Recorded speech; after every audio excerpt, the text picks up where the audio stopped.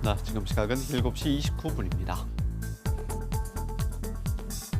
올해는 일찍 찾아온 무더위 때문에 도내에서만 벌써 30명이 넘는 온열 질환자가 발생했습니다.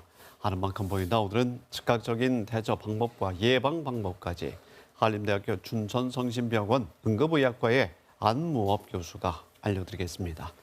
교수님 어서 오십시오. 네, 반갑습니다. 네.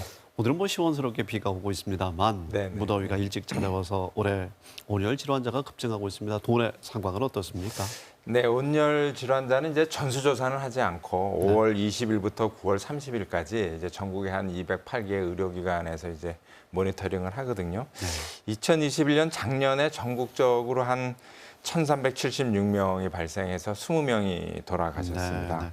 나이별로는 이제 65세 이상, 직업별로는 이제 단순 노무자들, 그리고 시간대로는 10시에서 12시, 장소는 당연하지만 실외, 이제 논밭 같은 데서 많이 발생합니다. 하지만 이제 열악한 환경에 집안에서도 많이 사망자가 발생하고 있습니다.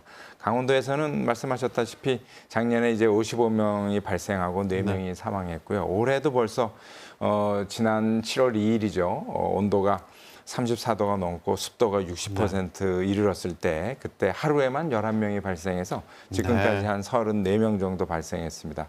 다행히 강원도에서는 사망자가 없었지만 충남에서 또 경남에서 충북도 충남에서 각각 사망자가 발생하고 있습니다. 네, 전국적으로 봤을 때 벌써 6명의 사망자가 맞습니다. 발생했군요. 온열 질환자 도내에서는 지금 34명이 발생했고요. 흔히들 일사병, 열사병 이렇게도 지금 불을 부르고 있는데요. 어떤 증상이 나타납니까? 온열 질환은 열 때문에 발생하는 이제 급성 질환 이렇게 정의할 수 있습니다. 근데 이제 뜨거운 환경에 우리가 노출이 되면 먼저 이제 머리가 아프고 어지럽고 그러다 조금 더 지나면 이제 근육 경련이 생기고 피로해지다가 의식이 이제 졸려온 듯하다 이제 의식이 떨어지고 그러다가 적절한 조치를 취하지 못하면 생명을 이제 위협받는 질병입니다. 근데 이제 일시적으로 정신을 잃는 이제 그 열실신, 열경련 이런 것부터도 있지만 열사병과 이제 열탈진이 대표적인데요. 지난 그 더웠던 7월 2일 날 우리 응급실에 어르신이 한번 119를 통해서 왔습니다. 우리 응급실에 왔을 때 체온이 40도 가까이 됐었고요. 온몸이 땀에 흠뻑 젖고 그리고 이제 창박했습니다. 그리고 이제 헛구역질 하시고 이제 머리가 많이 아프다 그랬는데 요때가 이제 열탈진입니다. 다행히 요 열탈진 때 오셔서 응급처치를 받으셔서 다행이지만 요때 제대로 처치를 못 받으시면은 이 뇌 중추가 마비가 됩니다. 뇌 중추가 마비가 되면은 땀을 흘려서 온도를 내리는 기능이 이제 마비가 되거든요. 그러면 이제 급격하게 체온이 40도 이상 올라가면서 짧은 시간 안에 사망할 수 있습니다. 작년 한 해 폭염일수가 한 11.8일 정도 됐는데 열탈진이 한 674명, 그리고 열사병이 한 350명 넘게 발생했었습니다.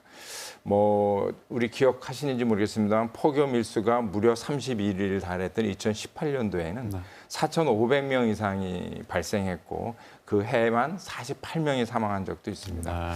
올해는 다행히 이제 지난주까지 우리가 폭염일수가 한 5일 정도로 예년에 비해서 많이 높은 편은 아니지만 8월 달이 많이 우려가 되고 있습니다. 가볍게 안이하게 생각해서는 안 되겠군요. 네네네. 적절히 조치를 때맞춰 하지 않고 방치하게 되면 사망에 이를 수도 있다고요?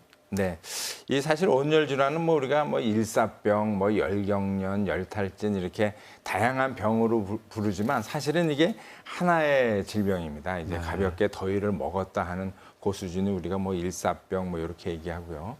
이제 의식을 잃거나 이러면 우리가 열실신이라고 얘기하고 이렇게 더위를 느끼기 시작해서 나른해지고 제때 요 당시에 이제 제때 이 더위를 피하고 물을 마셔서 수분을 이제 보급해주지 못하면 좀 졸리는 듯하다가 의식을 잃게 됩니다. 근데 그때 누가 옆에 없다면은 이제 생명을 잃는 단계까지 이제 급속하게 진행되기 때문에 특히 이제 조심해야 되고 그러니까 더위를 느끼고 내가 좀 나른하다 이때, 네. 요때 힘이 조치를 취해야 빠지고. 됩니다. 네, 네, 그렇지 네, 않으면 네. 사망까지 순식간에 네. 진행할 수 있습니다. 그럼 어떤 네. 분들이 특히 더 조심을 하셔야 할까요? 예, 뭐 여러 가지 조사에 의하면 제일 위험한 분들이 이제 고령자, 그중에서도 네. 이제 혼자 사시는 분들입니다. 그리고 뭐 야외에서 일하시는 분들이 많이 피해를 보고요. 뭐 뇌졸중이라든지 고혈압, 당뇨 이제 이런 만성 질환자들이 위험하고 네. 특히 또 아주 반대쪽 어린 아이들이 가끔 이 피해를 보는 경우가 있습니다. 특히 이제 말씀드렸다시피 혼자 지내시는 이제 네. 어르신들이 특히 위험한데요. 더위를 느끼는 초기 증상 때 더위에서 벗어나지 못하면 혼자 네. 사시기 때문에 네. 열실신에서 열사병까지 네. 급격하게 빨리 진행이 돼서 사망하시는 네. 경우가 많고 또한 최근에는 이제 어린 아이들이 이제 부모님들이 너무 가볍게 생각한 거죠. 휴게실에서 음료수 한 병 잠깐 사오겠다 하는 그 몇 분 사이에 아하. 아이들이 사고를 당하는 경우가 있어서 이런 경우도 조심을 해야 됩니다. 네. 네. 자, 응급 상황이 발생한 것으로 확인이 되면 주위에서 어떻게 도움을 드려야 할까요?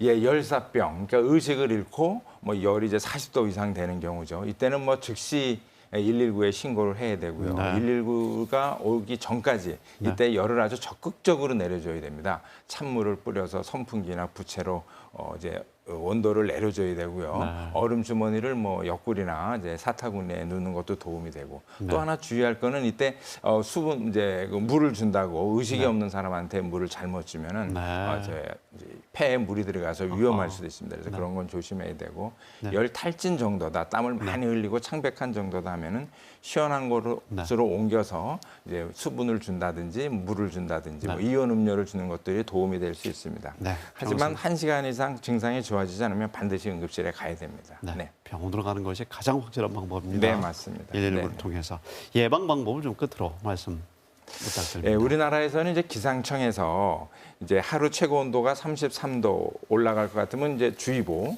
또 이제 35도 이상 올라갈 것 같으면 이제 경보를 발생을 합니다. 이것이 22일 또는 더 이상 지속될 것 같으면 이제 폭염 경보를 이제 내게 되거든요. 네. 그래서 뉴스에서 뭐 열대야가 올 것 같으다, 또 폭염 주의보다, 폭염 경보다 이런 소식이 있을 때 고령층 혼자 사시는 분들이 특히 조심하셔야 됩니다. 네. 가족분들이 자주 전화해서 괜찮으신지 살펴야 되고 또 이제 가족 이 실내 환경을 좀 살펴주셔야 됩니다. 네. 가족이 없는 분 같은 경우라면 뭐 지자체에서 또는 마을에서 좀 이 매일매일을 좀 챙겨주는 것이 중요합니다. 그리고 무엇보다도 몇 번 반복했습니다만 더위를 내가 먹었구나, 네. 내가 나른하구나 이때 네. 조치를 취해야지 네. 괜찮겠지 하고 뭐 잠을 잔다든지 이러다가 네. 큰일을 당하는 경우가 종종 있습니다. 참는 것이 능사는 네, 네, 네. 아닙니다. 더위는 참지 말아야 합니다. 네. 안법 교수님 오늘 대단히 고맙습니다. 네.